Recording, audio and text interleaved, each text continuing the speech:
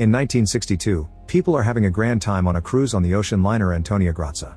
Francesca and the band provide wonderful music, so everyone is dancing except for Katie. A waiter notices she has a spelling toy and helps her form the words "I'm so bored." Eventually the captain sees that Katie is alone and asks her to dance with him. The evening continues to be cheerful and nobody sees a mysterious person lifting a lever to unravel some wire. It spins for several seconds until it finally snaps, causing it to hit the dance floor. Lights are broken, decorations are destroyed, and all the dancers lose the top right of their bodies except for Katie, whose height has saved her. 40 years later, a crew of salvagers is retrieving a broken ship. Since it's taking too much water, its weight is making it hard to move. Epps slides down a wire to enter the old ship and finds a punch in the port floater, which means it'll flood in 5 minutes. Captain Murphy wants to abandon it but Epps decides to stay to repair it. Munder and Dodge jump in to help and together they weld a piece of metal that successfully covers the hole. Sometime later the group celebrates the rescue and the pay. At that moment they're approached by a pilot named Ferriman, who wants to hire them. He shows them a picture of a ship he saw in the Bering Sea last month while flying. Ferriman tried to contact it but nobody answered, and saw it again a few days ago. The group takes the job and Ferriman announces he's coming along. The crew leaves early in the morning but they don't find anything all day. In the evening, Santos sees something nearby and quickly calls Murphy, but the thing is gone when he arrives. Murphy finds nothing on the radar and thinks Santos imagined it. After a few seconds though, the radar does detect something. Epps soon joins them to keep an eye on the radar, noticing how the mysterious thing appears and disappears. When Murphy tries using the radio, nothing happens. Suddenly a huge ship appears in front of them and Santos has to stop their tugboat fast. He manages to avoid a full crash but the front still hits the huge ship and the engine gets damaged. Murphy sees the name Antonia Grazia and explains it's an Italian ship that went missing without a distress signal in 1962. It's been every captain's dream to find it. Using the boat's crane, half of the group decides to go aboard to investigate while the other half keeps an eye on the tugboat.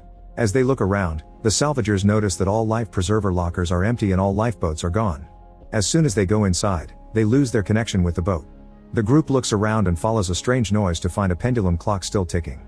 When it suddenly strikes time, it startles the guys. They keep moving and don't see Katie's toy moving on its own to say welcome aboard. The further they move into the ship, the more static can be heard on the tugboat radio. They never see a single body. After opening a heavy door, the group enters a lower level and the floor breaks under Munder. Epps catches him just in time but she almost slips through the hole too, so the others have to grab her legs. As she looks around Epps is shocked to see Katie in the lower room, but the girl quickly disappears. With some effort, Dodge and Murphy manage to pull Epps and Munder up without anyone getting hurt. Next the group makes it to the bridge. Sadly the compass and helm are dead and the fuel tanks are empty. Murphy takes the ship's log and Dodge is surprised to find a digital watch, which didn't exist in 1962. This means someone found the ship before them yet didn't take it. With nothing else to see, Murphy announces they'll rest for the night and tow the ship in the morning. When they return to the tugboat, Ferriman asks if they were able to discover what happened to the ship. Murphy explains they didn't and shares the story of the Marie Celeste, a ship that was also found with no bodies. Like the Antonia Grazia, the Marie Celeste traveled for miles with nobody at the helm until it ran out of fuel. These vessels are usually known as ghost ships. The crew discusses what to do with the ship in the morning. Murphy wants to tug it but Santos doesn't think their tugboat can move that much weight.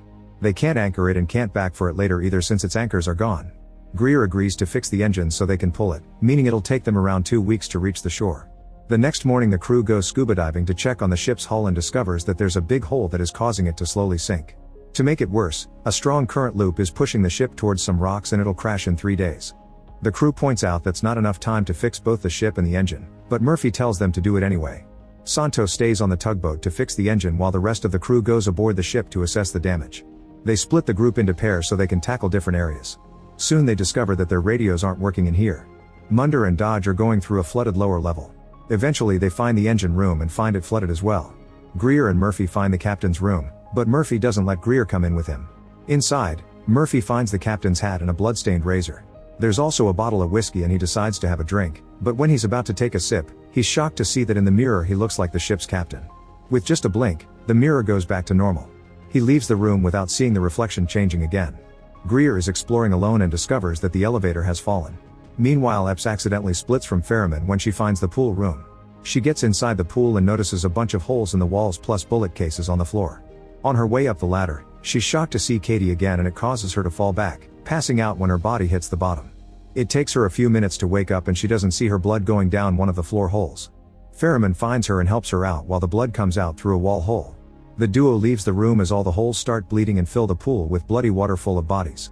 Suddenly Francesca's singing starts echoing in the ship and even playing on the radios. Greer follows the sound to the dining room and finds a piano. The ashtray on top of it has a cigarette with a lipstick stain that is still lit. He also sees a poster of Francesca and finds her attractive, unaware that she's watching him nearby. In the central laundry, Epps wants to check the vent. As soon as she opens it, water bursts out and starts flooding the room. The door closes on its own as the duo panics, noticing that there are bodies in the water and they're only a month old.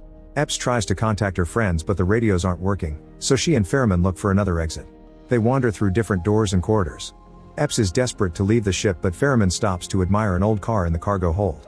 At that moment Epps notices something moving under a pile of mail bags and a closer look reveals a box. When she kicks it open she's startled by a bunch of rats, which quickly run away to uncover some bars of gold. They try to tell the others yet the radio only plays static, soon followed by a voice calling Epps' name and saying it's cold. The duo decides to keep moving toward the galley and Epps decides to investigate the fridge. As she peeks inside, she's suddenly startled by the hanging fabrics moving and screaming. Epps runs out in panic only to discover this was a prank by Dodge and Munder. Minutes later, the whole crew goes together to the cargo hold to open the rest of the boxes and they're excited to find even more gold. Everyone celebrates except for Greer, who thinks this has to be insured. Dodge points out that the markings have been filed down to make the bars untraceable, which means they're stolen. Munder replies that it only explains the 1962 incident, but they've also found recent bodies. Murphy reminds them that anything found in international waters is for the finder to keep, so they agree to take the gold instead of the ship. While most of the crew starts packing up the gold, Greer and Santos return to the tugboat to finish working on the engine. At that moment in the engine room, the valve on a propane tank starts moving on its own and Katie senses something is wrong, so she tries to warn Epps only to be pushed off by another ghost. Gear starts the tugboat and causes a huge explosion in the engine room. Mondo and Ferriman are nearby and jump just in time. Santos' body is on fire and he also jumps into the water as the other half of the tugboat explodes too. On the ship, Epps is thrown back by the shockwave, but she quickly recovers and jumps into the water to help her friends. She manages to rescue Greer while Ferriman gets Munder, but they can't find Santos. Katie watches everything from the ship. The crew now has to spend the night in the creepy ship. Dodge blames Santos' death on Ferriman for not doing research on the ship before bringing them here. He wants to beat him up but Greer stops him. Epps says they should repair the ship so they can use it to go home or at last survive until they're rescued. An argument ensues over this plan and Greer ends up punching Munder, so the men have to be dragged to different rooms. In the middle of the night, Katie dances around the swimming pool. In the kitchen, Dodge and Munder open some old cans they find in the kitchen and are surprised to discover that the food is in good condition. Their excitement instantly drops when they also find worms. Epps checks the old passengers list and sees Katie's name on the list. It says she was traveling alone. Now that she has Katie's room number, Epps goes looking for it. She's startled by all the doors in the corridor suddenly closing except for one, which slowly opens for her. As Epps enters the room, she hears some humming. All of Katie's belongings are around, but the sweetness is replaced by horror when Epps opens the closet and finds Katie's body. After the initial shock has passed, Epps takes the locket from the body and finds pictures of Katie's parents. Katie appears next to her and asks her not to close it because she hasn't seen them in years. Epps tries to give her the locket back but it just goes through Katie's hand, making her realize she truly is a ghost. Katie explains that everyone here is trapped and that once he has enough souls to fill his quota, they'll be ferried. When Epps tries to ask what it means, blood starts appearing on the ceiling and Katie says that he doesn't want them to chat. Katie tells Epps to leave as soon as she can before she disappears with a scream. In the dining room, Greer drinks while looking at a picture of his fiancée. When he finally tries to leave, the lights suddenly turn on and the objects start repairing themselves. Soon the room looks brand new and all the guests reappear to cheer for Greer. Francesca comes closer to kiss his cheek and Greer deduces that this isn't real, so it shouldn't count as cheating. He then kisses Francesca on the mouth. She starts walking away while she undoes her dress as an invitation. Greer follows her and gets ready for some action when he sees her standing at the elevator door completely naked. However, when he leans in to touch her, his body goes right through hers and he falls into the elevator shaft, which instantly kills him. Francesca's face becomes monstrous as she turns around. In the captain's room, a grieving Murphy drinks until he falls asleep. He's suddenly awakened by the bottle moving and he's shocked to find the old captain offering him another drink. The captain also gives him a notebook with pictures of the Lorelei, a ship he rescued 2 days before the Antonia Grazia disappeared. The pictures show that the boxes of gold came from the Lorelei and Murphy remembers the story saying it had no survivors. However, the captain corrects him and shows him a photo of the only survivor they found, which leaves Murphy in shock. A now terrified Murphy goes looking for the others and when he enters the swimming pool room, he finds Santos' ghost. Murphy tries to run away but Santos keeps appearing in front of him, blaming him for his death. At that moment Epps and Ferriman find him and try to approach him, but he sees them both as Santos. He thinks they're about to attack him so he jumps first, pushing Epps against a column. Epps tries to defend herself without hurting her captain, only for Epps to throw her on the floor. She grabs the nearest object she can find to hit him in the head and push him off, yet Murphy keeps attacking, leaving Epps no choice but to stab his foot. A furious Murphy gets ready to give her a killing blow, but luckily Ferriman hits him in the head by surprise and knocks him out. Afterward, the crew reunites and agrees to lock Murphy in the aquarium for the sake of everyone's safety. Now they just need to find Greer. By morning time, the crew still has no clue where their friend is. They discuss what to do and Epps convinces them to follow the plan of fixing the ship. Munder, Dodge and Epps go diving into the engine room. They blow up the door to open it and find the tier on the hull, which they start to seal. After lots of work, it's completely covered. Next they set up some hoses and pumps to get rid of all the water in the ship. It'll take a while, but at least the compass and helm are working again. If they keep control of the water pumping and the drift, they'll be able to avoid crashing into the rocks. Then Epps goes looking for Greer again. Katie shows her the way and Epps is devastated to find the body. Katie touches Epps' shoulder and transports her mind to a memory of what happened after they found the Lorelei.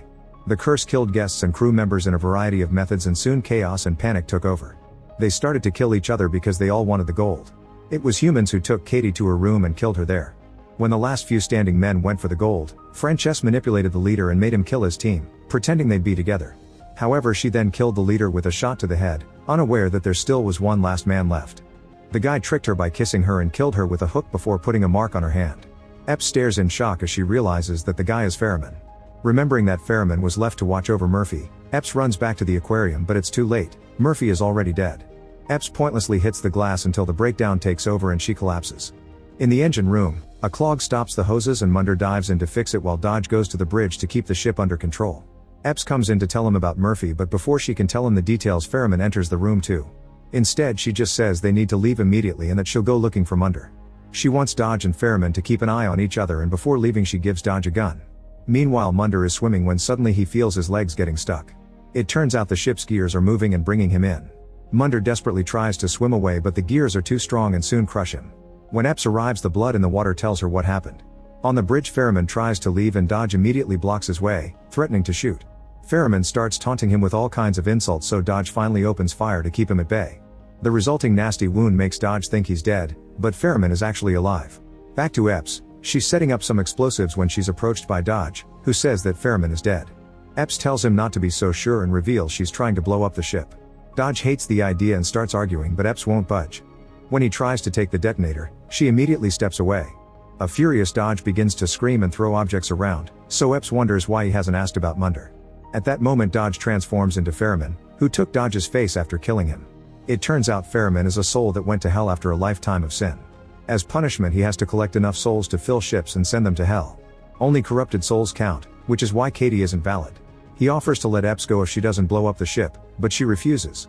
When she is about to set off the bombs, Ferriman makes a beam hit her. She drops the detonator and falls into the water. Then Ferriman gets in the water too and starts beating her up. However, Epps finds a crossbow underwater and stabs Ferriman's leg. As he steps back, Epps uses the chance to shoot an arrow at the detonator, which activates the explosives. A massive explosion blows up the whole ship and burns down Ferriman. Now the souls are freed from his torment. Epps swims among the falling debris and sees Katie, who guides her to safety. She says a final goodbye before disappearing with the other souls. On the surface, Epps watches the lights of the souls floating around the sinking ship and holds on to some random objects. Thankfully, a ship eventually rescues her. Sometime later, Epps is back on land. As they put her in an ambulance, she's shocked to see some officers handing the boxes of gold and Ferriman following them. Epps tries to scream only for the ambulance doors to close on her face. Make sure to subscribe and turn on notifications so you can watch more videos like this. Thanks for watching.